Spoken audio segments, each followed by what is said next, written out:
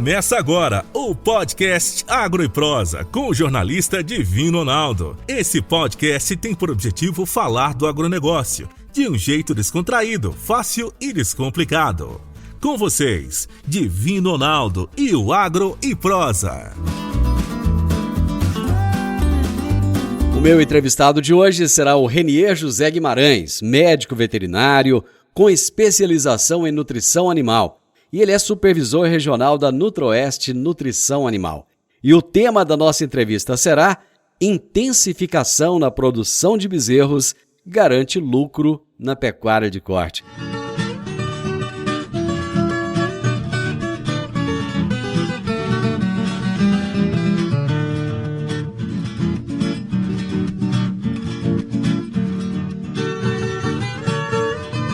Renier, um prazer muito grande ter você novamente aqui no programa. Muito obrigado por aceitar meu convite. Boa tarde a todos os ouvintes da Morada do Sol FM, ao programa do Divino Ronaldo.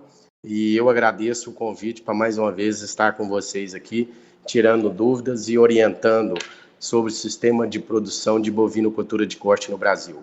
Eu tenho certeza que esse tema, Renier, vai chamar a atenção de muitos pecuaristas, de muitos produtores, e com certeza você vai trazer bons esclarecimentos. E eu começo com a seguinte questão: o que é necessário para diminuir os intervalos entre os partos e ainda antecipar os ganhos na atividade reprodutiva?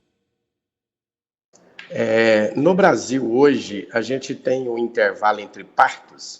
O que seria o intervalo entre partos? O dia que um bezerro nasce e até essa vaca parir um novo bezerro, ou seja, fazer com que ocorra o nascimento de um novo bezerro. Isso é o intervalo entre partes. No Brasil, a média, hoje, um percentual no Brasil é em torno de 17 meses. Numa bovinocultura bem aplicada, a gente traz isso para 13 meses. Ou seja, a cada 2 anos e meio você tem 2 bezerros, enquanto que no Brasil, a cada 2 anos e meio você tem 1,3 bezerro. Consequentemente, o que você deve fazer?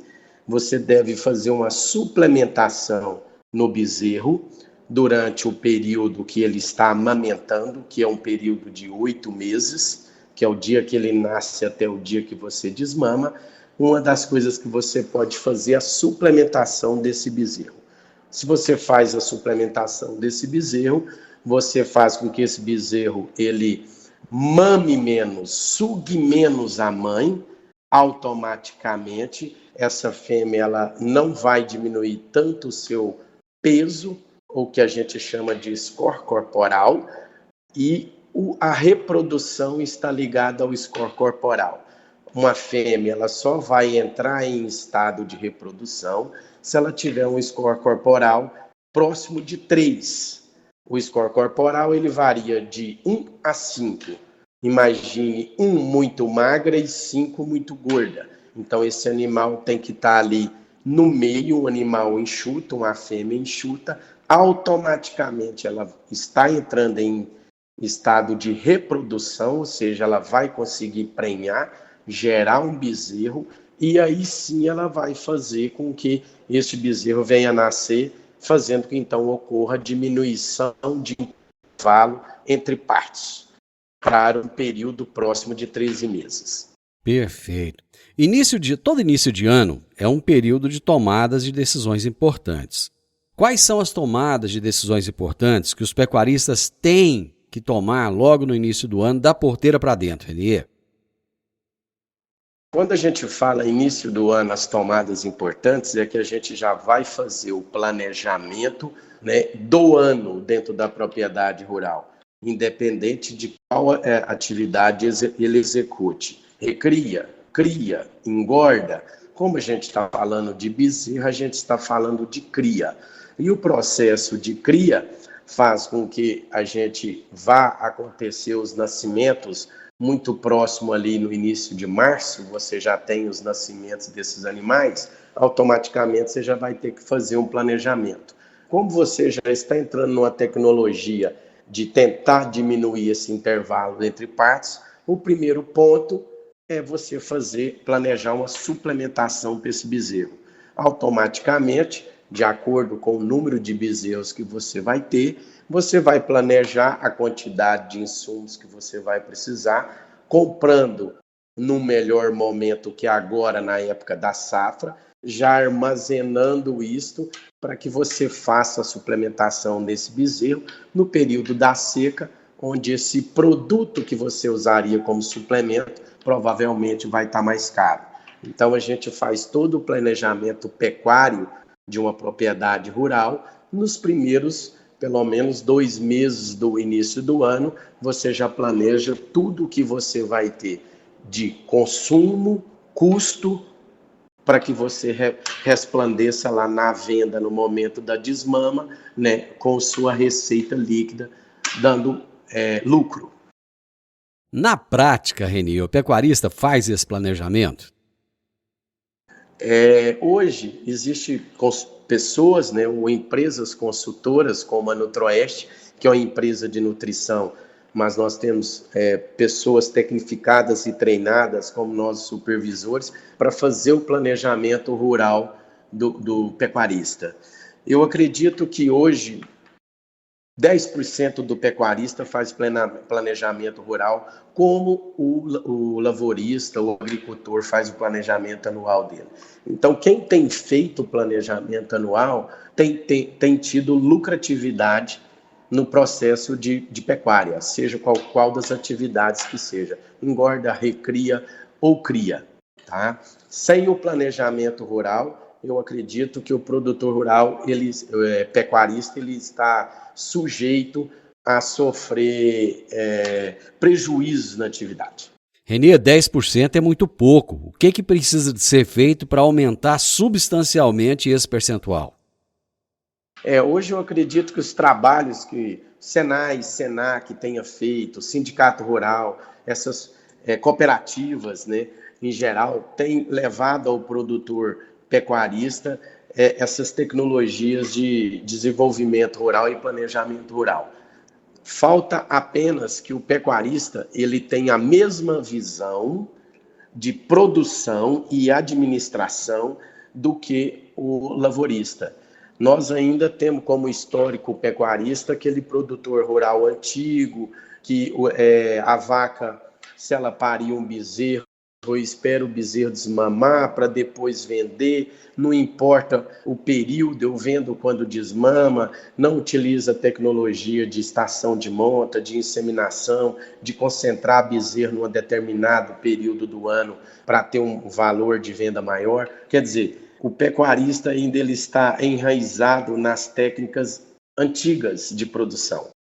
E onde o lavorista hoje, nenhum lavorista, nenhuma pessoa agricultora, ele sempre tem pessoas do lado dele orientando essa parte de intensificação rural, aumento de produção, planejamento rural. O produtor hoje, o lavorista, ele planta, ele já sabe o lucro dele.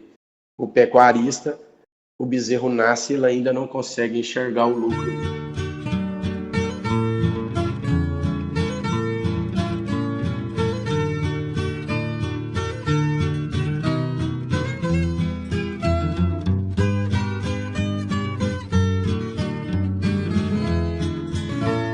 Renier, quais são as técnicas que o criador de gado de corte precisa utilizar para a aceleração dos bezerros? Bom, uma das técnicas mais importantes que a gente utiliza hoje, ela tem até um nome americano, creep feeding, que é autoalimentação. É a gente fazer com que esse bezerro, ele coma, alimente-se de um suplemento, fazendo com que ele esqueça um pouco da mãe, ou seja, alimente-se menos da mãe, consequentemente ele suga menos e essa vaca ela vai atingir aquele corporal 3 que a gente precisa. E essa técnica a gente pode alimentar esse bezerro com a ração. Essa ração vai substituir um pouco do leite que a vaca forneceria. E, consequentemente, eu consigo, num período de 8 meses, que é o período de recria desse bezerro, né, durante o período que ele está junto da mãe, que eu consiga que esse bezerro, com essa suplementação, ganhe até um arroba a mais, em comparação do que o bezerro que nunca foi suplementado. essa é uma técnica que a gente utiliza, o creep feeding. O outro ponto que a gente pode fazer é em fêmeas primíparas. O que é a fêmea primípara? É uma fêmea que ela pariu a primeira vez, é a novilha. A gente também suplemente essa novilha 90 dias antes que ela entre na estação de monta ou ela entre em reprodução. Eu acho que essas duas técnicas é muito importante para que a gente tenha uma taxa de desfrute maior na desmama de bezerro. Essa técnica do creep feeding, ela é nova ou não? Já é uma técnica antiga? A técnica do creep feeding, ela já deve ter algo em torno, no Brasil, de 20 anos. Tá? As primeiras empresas começaram o trabalho de creep, normalmente com as raças europeias, Angus, Simmental, Limousin, né, Aberdeen Angus, e hoje a gente vê que é viável utilizar creep feeding até na raça Nelore. Tá? Então, quando se começou isso, se falava utilizar creep só em raças europeias, em cruzamento industrial. Então, e hoje a gente vê que esse resultado, devido ao desenvolvimento genético do Nelore, quase que o resultado das raças europeias e da zebuína Nelore é a mesma, um ganho de 1 arroba a mais, comparando um bezerro que recebe creep feeding de um bezerro que não recebe creep feeding, que é no sistema antigo de criação. Bom, você trouxe aí diversas vantagens do creep feeding, mas ele tem só vantagens ou ele tem desvantagens também? A única desvantagem que eu vejo do creep feeding é que você tem que fazer um planejamento para que você consiga comprar todo esse suplemento, tá? No início do ano, lembrando que você vai fazer uma alimentação por um período de chuva e o período de seca. E essa suplementação no período de seca, as empresas comercializadoras, devido à falta de grão, vai ter um preço maior.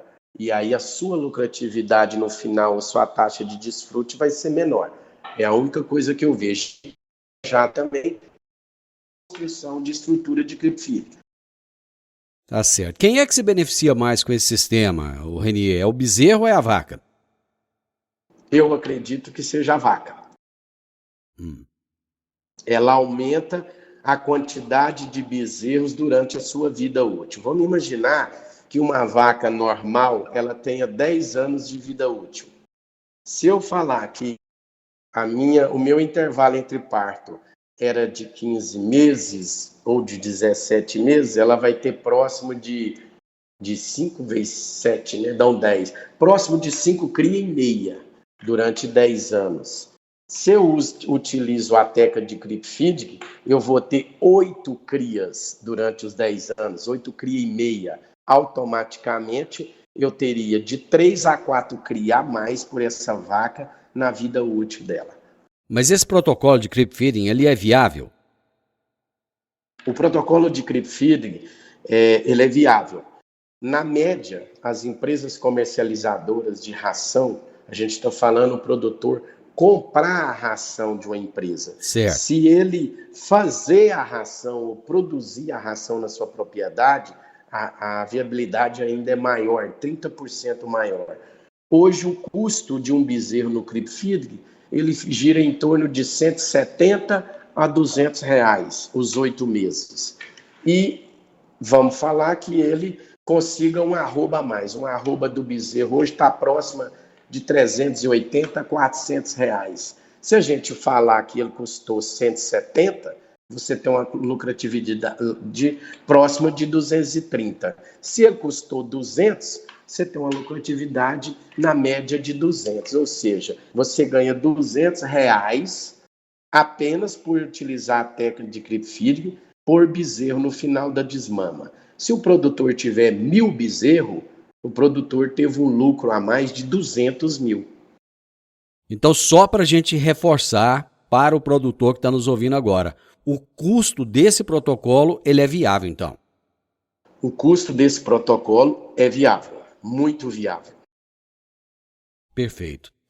Uma outra questão é o seguinte, quais são os malefícios que a deficiência nutricional pode trazer para o animal? Ok. O maior malefício, eu sempre falo que o maior malefício está na vaca, né?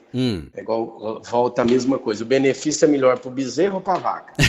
Eu sempre penso que o malefício também é para a vaca. Automaticamente, um dos malefícios é que esse animal ele vai ter uma debilidade nutricional, né? Automaticamente, esse número de bezerro na vida útil dela será de 3 a 4 bezerros a menos durante os 10 anos de vida útil.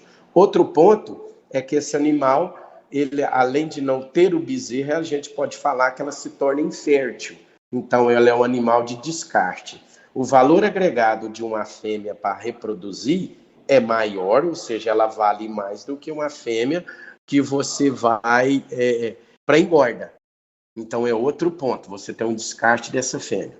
O malefício do bezerro, a taxa de desfrute menor, automaticamente você vai produzir uma menor quantidade de carne nesse bezerro, porque a gente fala que o bezerro daria um arroba a mais em 8 meses, certo, né? Então, se eu for comercializar esse bezerro, que hoje é por quilo, se eu venderia um bezerro de 280 quilos, eu vou vender esse bezerro um arroba a menos, 250. Então, se você pegar 250 quilos vezes 15, dá X.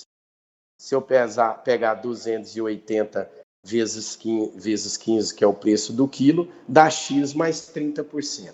Então, a lucratividade desse bezerro é maior quando eu utilizo CripFeed. Então, o malefício é o quê? Eu sempre vender um animal num preço inferior que corresponde ao mercado hoje. Agro e Prosa, falando do agronegócio de um jeito descontraído, fácil e descomplicado.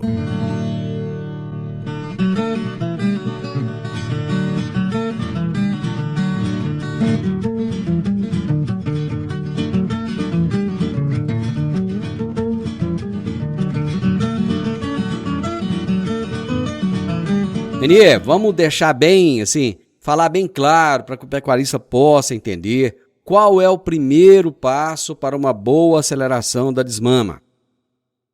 Primeiro passo para uma boa aceleração da desmama é utilizar para o bezerro uma suplementação.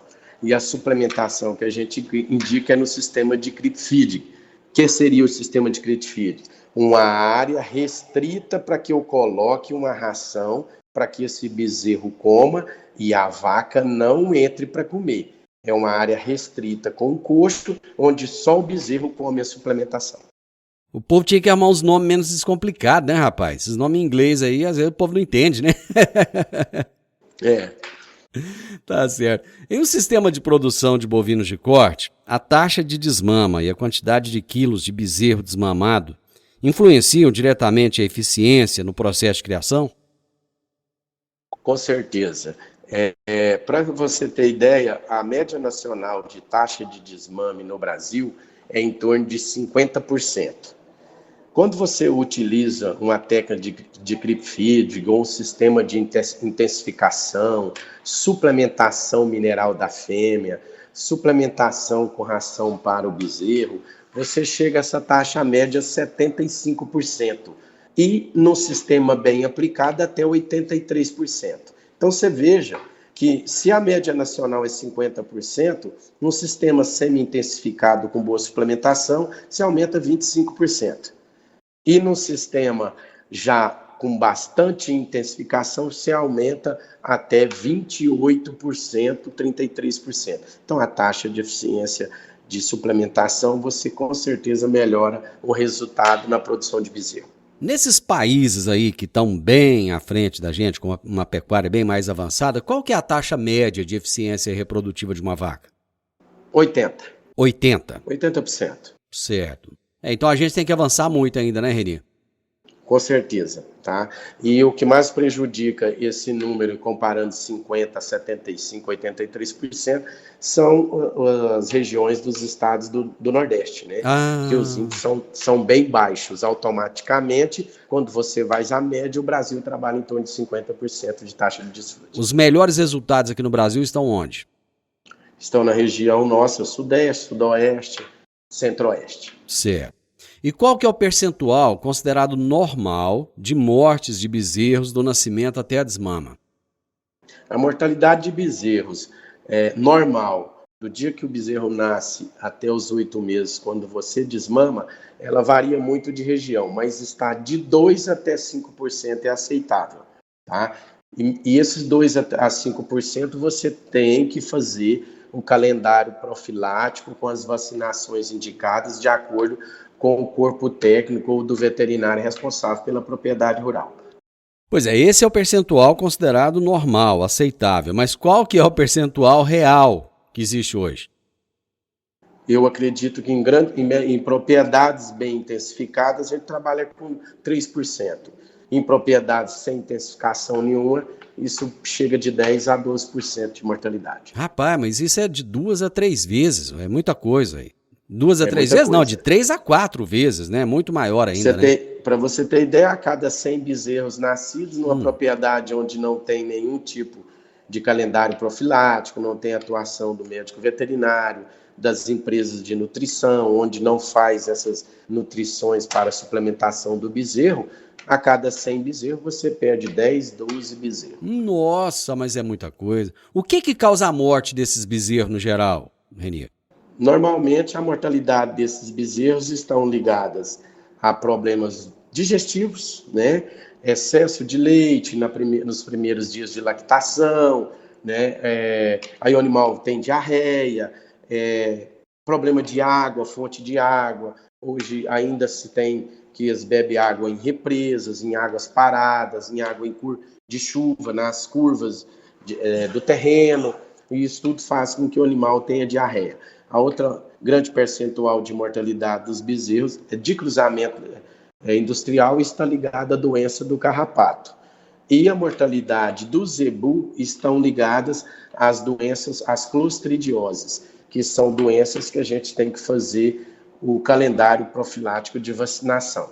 Procurar um técnico veterinário, pedir a solicitação de uma orientação para o calendário de vacinação e controle de doenças intestinais, doenças do carrapato, né, e as clostridioses. É importante que o criador invista na genética do rebanho? Hoje eu acredito que um dos pontos mais importantes é que você trabalhe com melhoramento genético. Porque se você trabalha com melhoramento genético e você está dando uma boa suplementação, que seria o creep feed, que seria a ração para o bezerro, consequentemente esse bezerro vai mamar menos. Se eu tenho uma boa genética, esse animal ele converte melhor essa ração. Ou seja, um animal que não tem desenvolvimento genético, ele come 1 quilo de ração e ganha 300 gramas por dia. Certo. Um animal que tem bom desenvolvimento genético, ele come 1 quilo de ração e ganha 500, 600 gramas por dia. Automaticamente, se eu tenho melhoramento genético, eu tenho uma boa taxa de desfrute, eu tenho uma maior quantidade de, vamos falar assim, de peso de bezerro comercializado no final da desmama. Ou seja, o retorno é muito maior. E a O retorno financeiro é 30% a 40% maior quando eu trabalho com melhoramento genético. É muita coisa. E a escala de produção? Ela tem influência tanto no custo de produção, bem como no preço de venda do bezerro? Com certeza. A escala de produção ela tem influência assim, tanto no custo do bezerro quanto no preço de venda do bezerro. Hoje, o que acontece? As grandes empresas, né, elas que investem em bovinocultura, ela vai querer tentar comprar uma maior quantidade de animal em um único local. Isso faz com que ela dilua custo de transporte e esse animal que vai para o processo de recria naquela outra propriedade, ela chega com menor custo. Então, hoje, quem tem maior escala, maior quantidade de bezerro, automaticamente vai comercializar melhor esse bezerro do que quem tem o menor número. Mineiro, nós chegamos ao final da nossa entrevista, o tempo está acabando, eu gostaria que você deixasse uma mensagem para os nossos ouvintes. Eu, primeiramente, vou agradecer você mais uma vez pela oportunidade no programa, né? E dizer aos nossos ouvintes da Rádio Morada do Sol FM que a gente está aberto novamente a qualquer hora que você precisar para tirarem dúvidas e fazer orientações para o produtor rural e o produtor do campo. E, na verdade, o que acontece é que esse produtor rural, ele procure as empresas de nutrição, né, e principalmente a Nutro-Oeste, que é uma empresa que está na região e ela já está ambientada com o produtor rural da nossa região. Todos os nossos técnicos, eles conhecem bem a região e como cada produtor atua, porque varia de região para região. Então, que eles possam, numa oportunidade, procurar o técnico da Nutro-Oeste para que esse técnico vá fazer uma visita à sua propriedade e tente fazer um planejamento rural para ele, mostrando para ele a viabilidade econômica da utilização das tecnologias que a gente tem hoje em termos de nutrição para o campo, para o pecuarista. Que ele busque esse supervisor, esse parceiro Nutro-Oeste e que nos dê a oportunidade de mostrar para ele a viabilidade econômica da pecuária no Sudoeste goiano e no Brasil. Muito obrigado, Renier. Um abraço. Obrigado você, um abraço. Você ouviu o podcast Agro e Prosa. Se gostou, compartilhe, recomende e nos siga nas diferentes plataformas de podcast.